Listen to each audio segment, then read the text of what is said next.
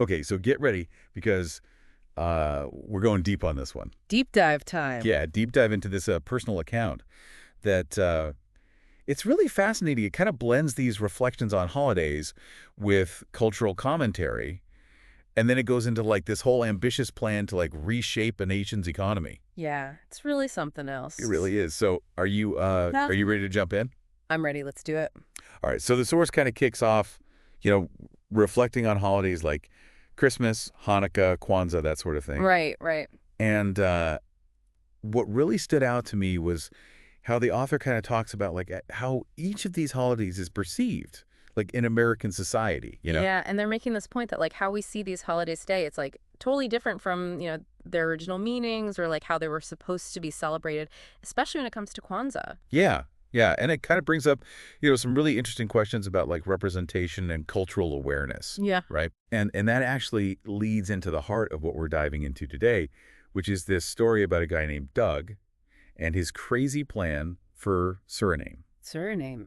Yeah, it's a country in South America, and it's known for being incredibly diverse culturally. It's like a crossroads of cultures, right? You've got Indonesians, Hindus, people of Dutch heritage, Chinese, indigenous communities, descendants of enslaved Africans. It's wild. Yeah, a real melting pot. And that's actually something that Doug saw as like both a strength and a potential challenge for Suriname, right? Got it. But okay, before we get into all that, let's talk about Doug's plan, because this is where it gets really interesting. Okay, lay it on me. So he wants to turn Suriname into this like global economic powerhouse. He was like super inspired by places like Singapore and Hong Kong. Those are some pretty ambitious models to follow. Right. And his vision was basically to like transform Suriname into a public corporation. Hmm. Like citizens would be shareholders. Whoa, that's a bold idea. Like privatizing everything and then like sharing the wealth generated through some sort of system so everyone benefits. I know, right?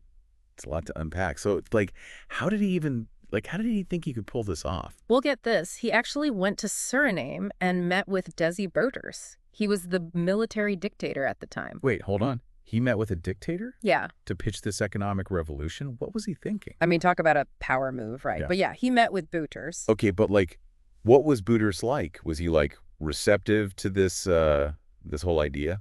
Well, the source describes him as this like really charismatic and powerful figure, but it also kind of hints that he was a pretty complex guy, Like there was more to him than meets the eye.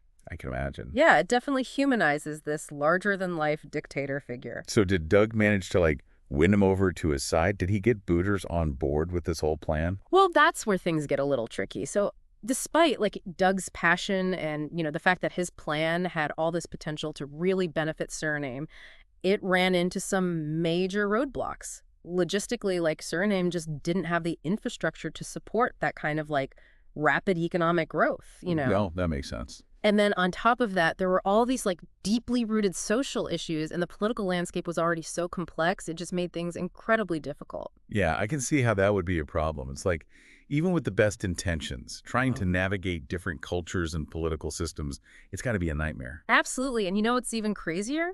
Doug ended up facing resistance from some pretty unexpected sources. Like even some of his libertarian friends, the people you'd think would be totally on board with his ideas, they weren't really supportive. Huh, that is surprising. So I guess like, what can we even take away from Doug's experience? It seems like such a missed opportunity.